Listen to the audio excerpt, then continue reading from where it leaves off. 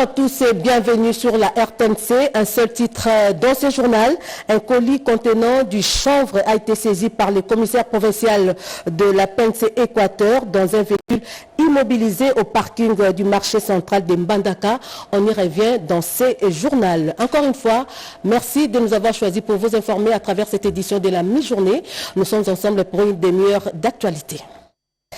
En nouvelle, un accident de circulation est intervenu ce matin au niveau du marché Matadi-Kibala. Un véhicule en provenance de Kassangula a connu une panne de son système de freinage et a terminé sa course au marché Matadi-Kibala. Au moment où nous vous donnons cette information, le bilan provisoire est de 4 morts. Les détails, c'est à suivre dans nos prochaines éditions. Encore une fois, merci de nous avoir choisis pour vous informer à travers cette édition de la mi-journée.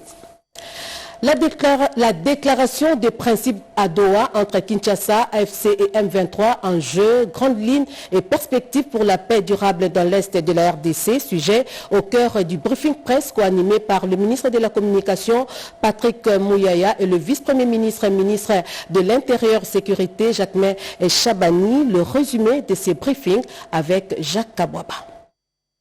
Le vice-premier ministre de l'Intérieur, Sécurité, Décentralisation et Affaires coutumières est revenu sur les 7 points du document des principes de paix. Jacquemain Chabani a insisté sur le fait que les discussions de Doha ne sont pas un acte isolé. Il a rappelé la rencontre au mois de mars des deux présidents, Félix Antoine Tshisekedi de la RDC et Paul Kagame du Rwanda. Il s'en est suivi au mois d'avril la signature d'un communiqué entre les représentants du gouvernement congolais et ceux de la coalition M23. Avec la déclaration des principes, la médiation a ramené les partis à réaffirmer leur engagement du mois d'avril. La particularité de chaque accord est dans les parties qu'elle concerne et les engagements que chaque parti prend. Aujourd'hui, nous avons réussi à identifier les acteurs majeurs du conflit. Et c'est la particularité de l'accord de Washington qui cristallise et identifie le Rwanda comme un acteur ou l'acteur majeur au conflit. Maintenant, à Doha, nous avons si je peux les identifier comme les acteurs sur terrain, l'identifiant congolais utilisé, qui va aussi prendre ses responsabilités. Et aujourd'hui, dans la déclaration de principe, il a réaffirmé sa volonté non seulement cesser le feu, mais à aller vers une paix durable et une paix circonscrite à travers les principes tels qu'énumérés dans le document en question. Patrick Mouyaya Katembwe, ministre de la Communication et Médias, a par ailleurs informé de la tenue d'une réunion avec les responsables des médias qui ont pris l'engagement de contribuer aux efforts de la construction de la paix. Le porte-parole du gouvernement a insisté sur le fait de ne pas mélanger tous ces processus de paix. 5 points importants à retenir de tous ces accords de paix, a expliqué le ministre Mouyaya, qui invite les professionnels des médias à bien lire et comprendre tous ces textes, mais pas d'une manière isolée. Il y a eu la déclaration du 18 mars entre le président Tshisekedi, le président rwandais autour de l'émir du Qatar. Il y a eu la déclaration du 23 avril qui est la conséquence des discussions qui avaient commencé entre les représentants du gouvernement et ceux du M23. Il y a eu la déclaration de principe de Washington qui est un processus bilatéral entre nous, le Rwanda et les États-Unis. Ici, c'est un processus entre le M23 et les représentants du gouvernement. Les deux sont complémentaires et donc il faut que nous fassions attention, que nous avons lu et que nous avons compris la complémentarité qui existe entre ces textes qui ne doivent pas s'élire dans un cadre isolé parce qu'il y a la résolution 2763, la charte de l'Union africaine, la charte des Nations unies, les communiqués conjoints de la réunion EAC-SADC du 8 février et surtout notre constitution. Donc il faudrait que nos questions puissent être cadrées pour que nous puissions avoir des réponses précises avec un processus qui est laborieux où les choses ne se font pas comme les choses devraient se faire avec une télécommande. La paix, on va la construire et ce processus va prendre un certain temps pour le redressement d'un Congo fort, debout et prospère. Les professionnels des médias sont conviés aussi à vulgariser l'accord de paix de Washington. Réunis en atelier, ils sont allés déposer auprès du ministre de la Communication les documents de référence de cet atelier relatifs au plan d'engagement stratégique des médias pour le suivi de cet accord. On fait le point avec Gaëta Magalano. Remettre officiellement au ministre de tutelle le document de référence du séminaire sur le plan d'engagement stratégique de médias pour le suivi de l'accord de paix de USA, c'est l'acte posé par le secrétaire général de GED, Chivichiwadi, lors de cette réunion avec le responsable des organisations professionnelles de la presse. Organisé par l'ONG Journalistes en danger du 18 au 20 juillet dernier, ce séminaire était un événement majeur qui a permis de souligner le rôle crucial de médias dans la consolidation de la paix en RDC. Ravi par ces démarches, le ministre Patrick Mouyaya s'est exprimé en ces termes. D'abord, c'est des mots de satisfaction de voir que les journalistes congolais, à travers notamment le GED et l'UNPC, ont pris l'initiative d'eux-mêmes par rapport à tout ce qui s'est construit dans le sens du retour de la paix, d'organiser cet atelier dont ils m'ont partagé les résultats aujourd'hui. Je suis satisfait de voir que, à la fois eux et nous partageons le même objectif, de voir comment les secteurs médiatiques dans sa diversité, autant les secteurs nous a accompagnés dans les efforts dans le cadre du front médiatique pour être sûr que notre narratif était compris, autant de le voir aujourd'hui fermement engagé pour la construction de la paix. Nous avons donc eu l'occasion de discuter autour des différents points, mais surtout de convenir et de prendre rendez-vous pour l'avenir, parce qu'il est maintenant important que tout ce qui a été dit puisse être consigné dans une charte pour que tous les journalistes congolais montrent avec la même détermination que peut-être nous, gouvernement, veulent eux aussi jouer leur partition pour le retour de la paix. Ceci n'a rien en termes de contradiction avec l'essence indépendante de leur travail, mais ici c'est aussi dans le cadre de la responsabilité qui est la leur et surtout pour répondre à une des recommandations prévues, y compris par les parties signataires des différents textes pour le retour de la paix, d'avoir un accompagnement des médias. Lors de ces séminaires, de thématiques telles que la déontologie journalistique en contexte de paix fragile, la lutte contre la désinformation encore, la sécurité de journalistes en zone de conflit ont été longuement débattues. Tout autre chose à présent, déradicalisation de l'extrémisme violent œuvrant à RDC dans le Nord Kivu et Ituri. Un protocole d'accord vient d'être signé entre le PDDRCS et la fondation américaine Bridgeway en vue de protéger la population de ce terrorisme violent. Des précisions de Peggy Mukunda. Ils viennent de sceller une collaboration hautement symbolique pour la dignité des communautés affectées par l'extrémisme armé. Le programme de désarmement, de mobilisation, relèvement communautaire et stabilisation, PDDRCS et la fondation Bridgeway ont signé un protocole d'accord fondé sur la responsabilité mutuelle et l'exigence institutionnelle qui porte sur la déradicalisation de l'extrémisme violent œuvrant en RDC, soutenir la réintégration durable des ex-combattants islamiques State Central Africa, province ADEF. Acte fondateur qui a eu lieu entre le coordonnateur national du PDDRCS, Jean Dédieu Désiré Ntangatita, et le vice-président de la fondation Bridgeway, Dr Boulama Bakari, en présence de représentants du ministère sectoriel et des agences partenaires. Nous sommes ici pour poser un acte fondateur autour d'un objectif commun, celui de briser les cycles de la radicalisation violente et de protéger nos populations civiles dans les territoires les plus exposés. Pour le docteur Boulama Bakari, la fondation Bridgeway travaillera en parfaite collaboration avec la PDDRCS dans la sensibilisation, la formation professionnelle ainsi que la réintégration des ex-combattants. À travers ces cadres d'accords, l'État congolais manifeste pleinement sa souveraineté et son leadership par le biais du PDDRCS qui s'avère être un levier stratégique pour la paix et la sécurité. Direction la province de l'Équateur à présent, un colis contenant du chanvre a été saisi par le commissaire provincial de la PNC Équateur, Henri Capend. C'était dans un véhicule immobilisé au parking du marché central de Mbanda Kanoudi, Mimi Etaka. Un mois bientôt, à la tête de la police nationale congolaise Équateur, le commissaire provincial Henri Kapent Chibund tient à redynamiser les différentes unités sous son commandement. Ce samedi 19 juillet 2025, le numéro 1 de la PNC Équateur a procédé à la remise symbolique d'un lot important de médicaments de première nécessité en guise de relance de la mutuelle de santé de la PNC Équateur. Dès mon arrivée, j'ai constaté que nous étions vraiment dans les difficultés par rapport à la prise en charge de nos policiers et leurs dépendants. C'est pourquoi, d'une manière un peu générale, je me suis donné cet esprit d'initiative. Très heureux, le colonel Juvenal Kipalamoto Matala, commandant service de santé à la PNC, s'exprime. Le premier message, c'est de remercier d'abord notre général qui, en quelque sorte, a ressuscité cette mutuelle de santé.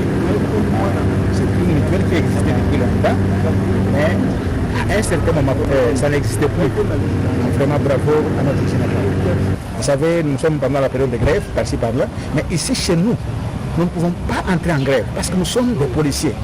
En plus d'être des personnels soignants, mais nous sommes aussi des policiers. Et il nous est strictement interdit de faire la grève. Le commissaire provincial de la PNC Équateur a eu droit par la suite à une visite guidée de la maternité en construction et les installations de cette structure sanitaire. Il a saisi l'occasion pour prodiguer quelques sages conseils au personnel soignant. À l'issue de cette visite guidée, l'autorité provinciale de la PNC Équateur, Henri Kapent Chibund, a réagi en ces termes. Mon constat est vraiment amer parce qu'il y a beaucoup de remarques que j'ai faites.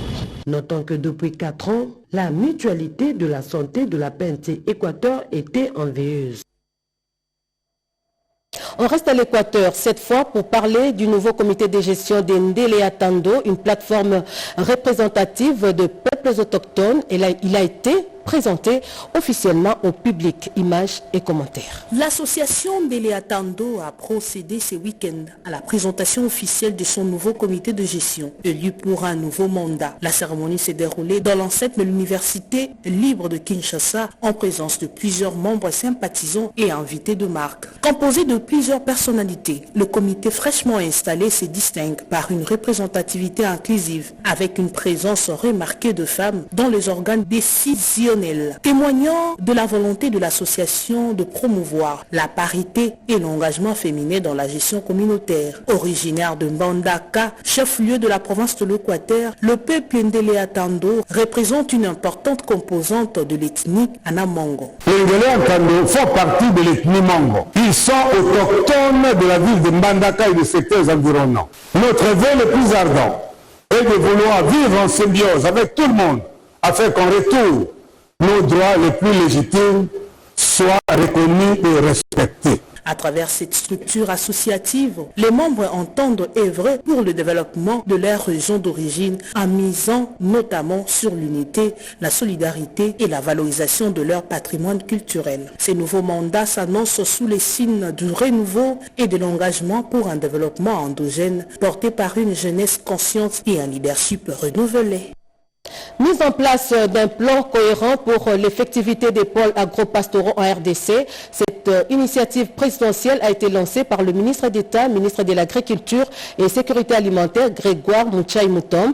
L'objectif étant de lutter contre l'insécurité alimentaire. Des précisions de Marie Kalong.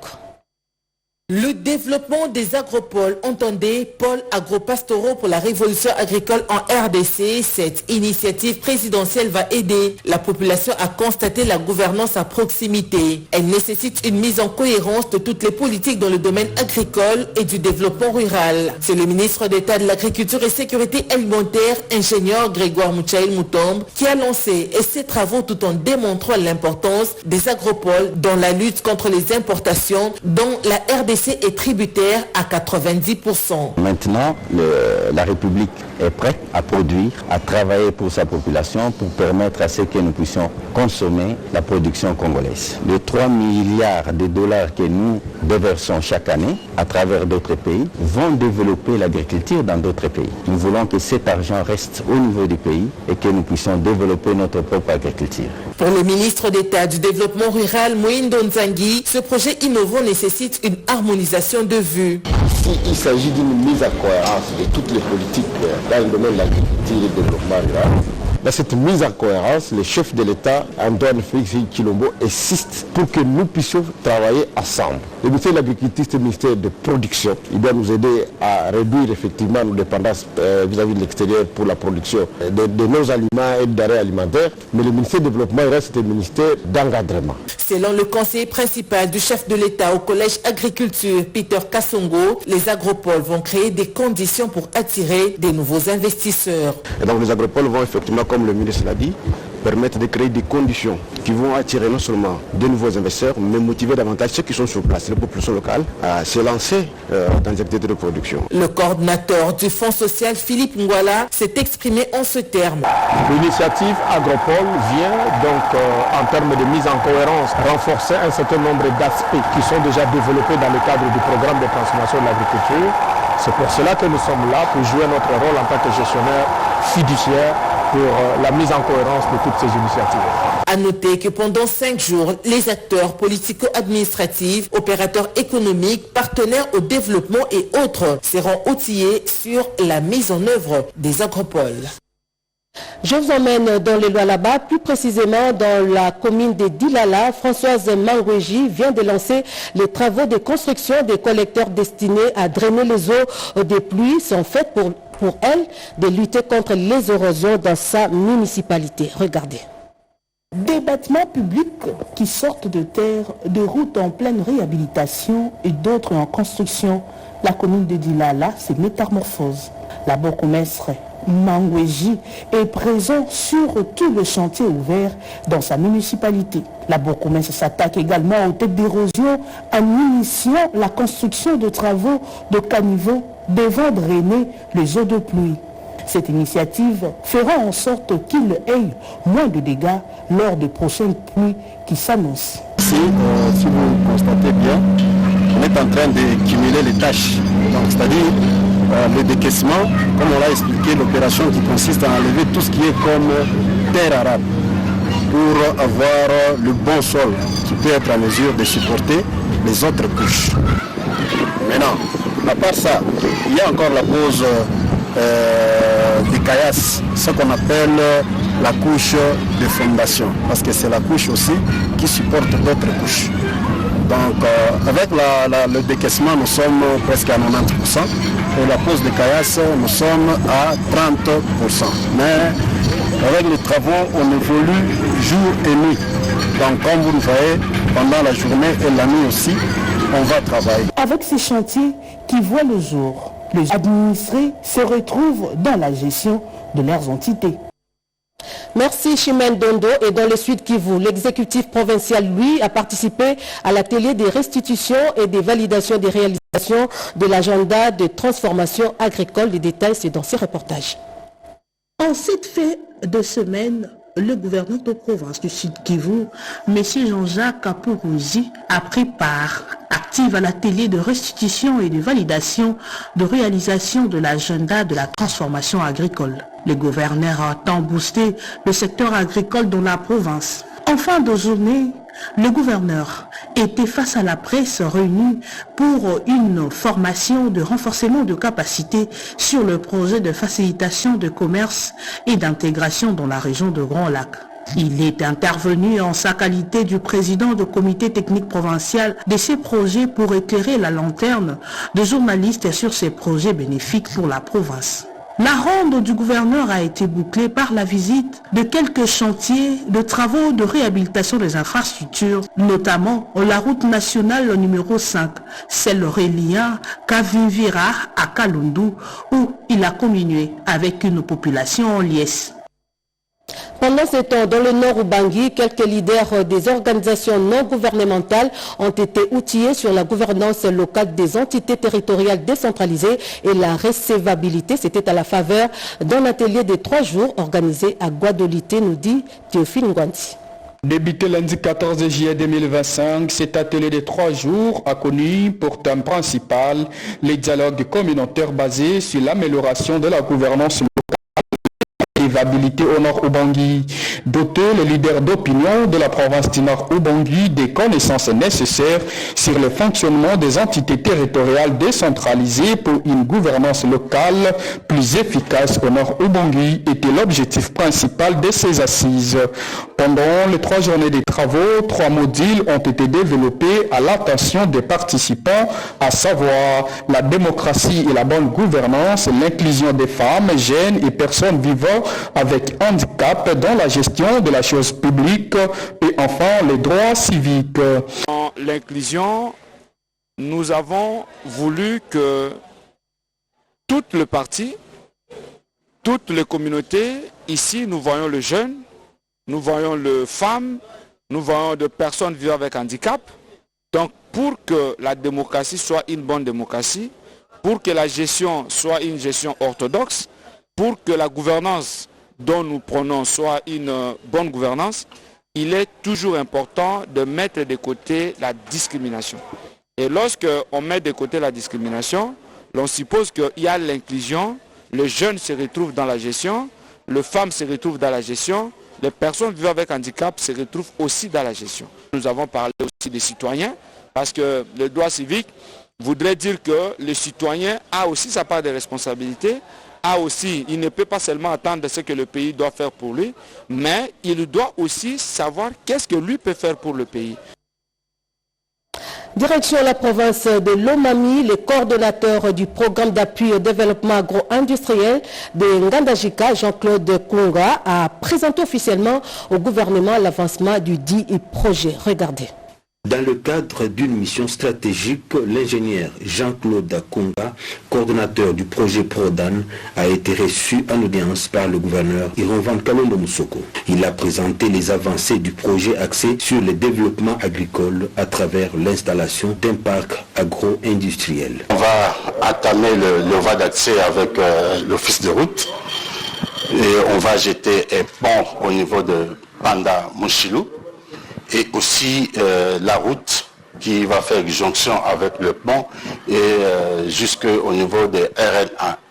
Il y a aussi le projet de bitumage que la Banque africaine de développement a pu financer pour appuyer le parc agro-industriel. Des ajustements ont été opérés pour sensibiliser la gestion du parc sous une entité unique garantissant l'efficacité et la cohérence. Ce projet s'aligne sur la vision du chef de l'État congolais Félix-Antoine Tshisekedi Tshilombo pour une agriculture durable et la transformation de l'économie rurale. Ce dimanche, la délégation du projet Prodan a animé un atelier sur les avancées du projet devant les responsables des divisions sectorielles en présence du vice-gouverneur Célestin Kanyembe Tchachichibola. Déjà là, nous sommes en convention avec l'UNERA. Avec l'UNERA, il y a déjà des champs qui ont d'expérimentation qu'on a pu déjà faire. Et on a déjà récolté, c'est conservé. Donc on va donner aux agri-multiplicateurs. Les champs existent déjà, qu'on a déjà fait. Et aussi avec Senasem. Et Senasem et SVNA pour la vulgarisation. Rendons-nous au Kasaï pour parler de ces séminaires sur la bancarisation de paie des enseignants. En mission officielle à Tchikapa, chef-lieu de la province du Kasaï, Boniface Mbaka, directeur national, chef de service de la Dinakopé, a présidé une réunion de services dans l'objectif d'éclairer ses administrés sur les salaires des enseignants, le rapport existant entre les différents services de la Dinakopé et les bureaux gestionnaires, ainsi que les ordonnances 231 et 232 portant au règlement particulier de l'administration pour le personnel de l'inspection et ceux qui s'occupent de l'enseignement. Boniface Mbaka a également insisté au cours de cette réunion sur la bancarisation de la paye et la carte biométrique.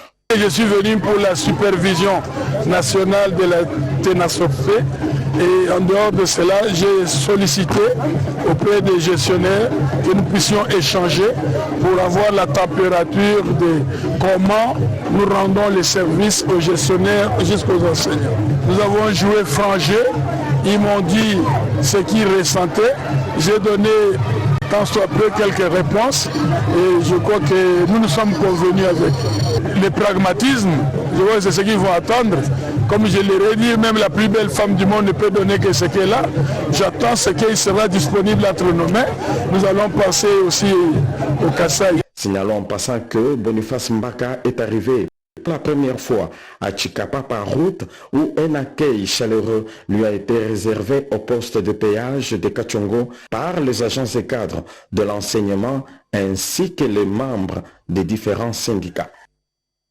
Infrastructure, 2 bâtiments de type moderne sortiront de terre dans les mois qui suivent. Ils vont abriter l'Institut Machala Bambi de Mbujimaï. Le coût d'envoi des travaux a été donné par le gouverneur intérimaire de province, Augustin Kayembe. Léo Omodo, Jif Chocha, reportage. Le gouverneur de province intérimaire du Kasaï oriental, Dr Augustin Kayemba Moulemena, a présidé samedi 19 juillet 2025 la cérémonie de la pose de la première pierre pour la construction de l'Institut Machala Bambi, un projet initié et financé par le gouvernement provincial en vue d'offrir un cadre d'apprentissage moderne adapté aux exigences pédagogiques actuelles en construisant des salles de classe qui répondent aux conditions d'encadrement, comme l'a dit le constructeur dans ses explications techniques. Des blocs de 3 salles de classe chacun, faisant un total de 6 de salles de classe. Un bloc administratif comprenant 2 bureaux, une salle de réunion et une terrasse pour les professeurs en pause. Des latrines modernes séparées pour les filles et les garçons. Dans son adresse, l'autorité provinciale a déclaré que son gouvernement pose un acte fort et digne d'un patriote qui s'inscrit dans la vision du chef de l'État, Félix-Antoine Tshisekedi Tshilombo. Aujourd'hui, nous posons un acte fort d'impact visible témoignant de la volonté du gouvernement provincial et son rapprochement à sa population. Voilà pourquoi nous lançons les travaux de construction pour doter cet institut d'un cadre digne et sécurisé, un environnement propice à un enseignement de qualité. Car investir dans l'éducation, c'est préparer l'avenir de notre jeunesse. Disons que la durée des travaux de construction de cette école est de 2 mois. Explorer le mécanisme de l'édéragénine dans le traitement des lésions rénales aiguës. Ces sujets, soutenus par le docteur Dieudonné Toulanche de la faculté de médecine de l'UPC, a permis de découvrir comment traiter d'une autre manière l'insuffisance rénale. Iverson Kabwaba nous en dit un peu plus. Ouverte par la prière, la cérémonie de présentation de la thèse du premier docteur du département de la médecine d'urgence de l'université protestante au Congo, le docteur Toulanche Minjina Dieudonné Steve, aux scientifiques de l'UPC, axé sur explorer le mécanisme de l'édéragénine dans le traitement des lésions rénale aiguë induite par les DIKE, soutenu à l'Université médicale de la Chine. Ce sujet vient davantage éclairer les scientifiques sur la cause de l'insuffisance rénale et en propose les moyens de traitement par la découverte d'une molécule qui a les propriétés thérapeutiques sur l'insuffisance rénale. L'avantage de ce projet, c'est que nous avons découvert là une molécule qui a des propriétés thérapeutiques sur l'insuffisance rénale, même en général, parce que ici au Congo, le traitement de l'insuffisance rénale repose souvent sur des mesures palliatives comme l'équilibre acido-basique ou encore l'équilibre hydroélectrique et parfois la dialyse, mais la dialyse n'est pas ouverte à tout le monde. C'est pour cela une molécule comme celle-là pourrait nous aider à apporter un traitement adjuvant pour améliorer l'état de santé des patients insuffisants rénaux et aussi rendre réversibles les lésions rénales induites lors de l'insuffisance rénale. Cette recherche est un appel au gouvernement et aussi aux corps scientifiques à pouvoir mettre en place des structures de laboratoire qui encourageront ce genre de recherche, qui aideront à traiter les malades en clinique. Bien avant le mot de bienvenue du révérend recteur, Dr Robert Quim, l'auteur, a exposé son parcours académique et professionnel et il s'en est suivi les questions et échanges avec l'auditoire. À l'issue de la soutenance tenue en Chine, les conclusions du jury ont conféré aux récipiendaires la mention plus grande distinction. Enseignement supérieur encore, à l'INBTP, l'heure est à la mobilisation citoyenne à l'approche des élections estudiantines. Une campagne de sensibilisation a été lancée pour inciter les étudiants à opérer un choix éclairé et responsable. Dans le cadre de la vie démocratique au sein des institutions de l'enseignement supérieur et universitaire, Une campagne de sensibilisation a été lancée cette semaine à l'Institut national de bâtiments et des travaux publics INBTP en prélude à l'élection du prochain président des étudiants. Placée sous le signe de la responsabilité citoyenne et de la maturité académique, cette initiative vise à encourager une large participation des étudiants au processus électoral tout en les incitant à faire des choix éclairés et réfléchis. Représentants du ministère de l'ESU, autorités académiques et anciens leaders étudiants ont animé 2 ateliers et échanges interactifs sur l'importance du vote, la transparence du scrutin et le rôle du président des étudiants comme interface entre les apprenants et l'administration. Aujourd'hui, nous avons déposé notre candidature au poste de président national des étudiants de la République démocratique du Congo pour représenter valablement ces étudiants, pour apporter cette voix crédible, cette voix audible des étudiants. Et si nous sommes motivés, c'est parce que nous nous sentons capables de pouvoir représenter nos pairs. J'invite tous les coordonnateurs des établissements ici à Kinshasa, mais aussi tous les coordonnateurs provinciaux, de pouvoir choisir celui qui représente leur père. C'est lui qui va réellement les représenter. Au niveau national, c'est lui qui va réellement apporter leurs problèmes au niveau des titelles pour trouver des solutions ensemble. L'élection du président des étudiants de l'INBTP est ainsi plus qu'un signe événement institutionnel. C'est une école de leadership, un exercice de citoyenneté active et une étape clé dans la formation de futurs bâtisseurs du pays. Parlons santé avec cet atelier de restitution sur le renforcement du système de santé sexuelle et reproductive. Les experts du Programme national de santé reproductive et ceux du projet d'appui au renforcement du système de santé ont évalué le fonds alloué dans la prise en charge de cette population. Chantal Okoloba à Pondouzi, reportage. Donner les orientations dans la mise en œuvre de la deuxième phase du projet d'appui au renforcement du système de santé et accès aux services de santé, c'est l'essentiel de cet atelier d'échange qui a réuni les experts du ministère de la Santé et ceux du Programme national de santé et de la reproduction. Les participants ont accordé du temps à l'évacuation et à la restitution de la première phase de ces projets PARS. L'objectif est d'améliorer l'accès et la qualité des services de santé dans les zones affectées par les conflits et réduire les taux de mortalité maternelle et infantile d'ici à 2030. C'est un projet qui vient en appui au gouvernement. La première phase, c'était une phase pilote pour que les pays montraient qu'on était capable de produire des résultats. Et vous avez vu que dans nos zones d'intervention, il y a eu une réduction de la mortalité maternelle et infanto-juvénile dans intra-hospitalière, c'est-à-dire ce qu'on déclare par les établissements des soins de santé. Donc, avec la deuxième phase, dans les zones d'intervention, nous allons maintenant couvrir toutes les aires de santé. Ce projet a été lancé en janvier 2022 pour une durée de 3 ans dans le but de garantir à la population d'accéder à des services de santé essentiels et de l'utiliser efficacement. Place à présent à la lecture des journaux parus ce matin dans la capitale dans une sélection et commentaires de Jean-Pierre Ndolodemassou.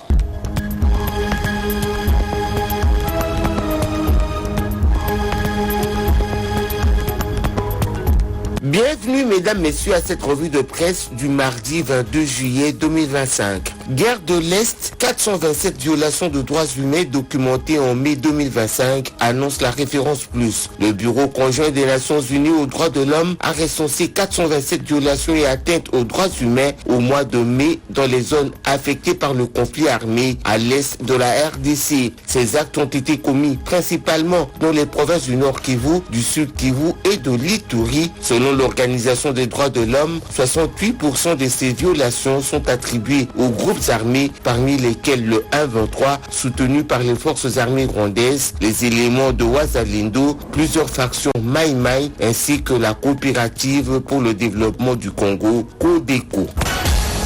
Sud Kivu, au moins 10 morts dans un glissement de terrain sur un site minier artisanal, rapporte Info27.cd. Au moins 10 personnes ont trouvé la mort dimanche 20 juillet 2025 à la suite d'un glissement de terrain sur le site minier artisanal de Lomera, situé dans la localité de Louiyi, territoire de Kabaré au Sud Kivu. D'après les sources locales, une série d'éboulements a enseveli plusieurs puits d'orpaillage, piégeant de nombreux creuseurs. Les opérations de recherche se poursuivaient encore lundi matin, plusieurs mineurs étant toujours portés disparus, ce qui laisse craindre un alourdissement du bilan. Toujours au Sud Kivu, 8 personnes disparues après le naufrage d'une pirogue sur le lac Kivu selon Vraie Thématique. Une pirogue motorisée transportant des passagers et leurs marchandises a chaviré dans la nuit du samedi au dimanche 2025 sur le lac Kivu dans la province du Sud Kivu. D'après les informations, cette pirogue a coulé à seulement quelques minutes de l'accostage lorsqu'une violente tempête accompagnée de fortes vagues a surpris l'embarcation. Les recherches se sont poursuivies activement pour tenter de retrouver d'autres disparus. Ituri, trafic suspendu sur la route nationale numéro 27 suite à l'incursion de la milice Codeco à Lopa, titre dépêche.cd. Le trafic est momentanément interrompu sur la route nationale numéro 27 dans le territoire de Djougou en Ituri suite à l'entrée le lundi matin des éléments de la milice Codeco au centre de négoce de Lopa situé dans la chefferie de Bahema Bagourou. Selon les sources locales, les miliciens ont investi la zone à la recherche d'éléments de la milice rivale CRP qu'ils soupçonnent d'être dissimulés parmi la population. Cette présence a sémé une vive psychose au sein des habitants. Fin de ce journal, mais avant de se quitter, je vous rappelle cette information. Un accident de circulation est intervenu ce matin au niveau du marché Matadi Kibala.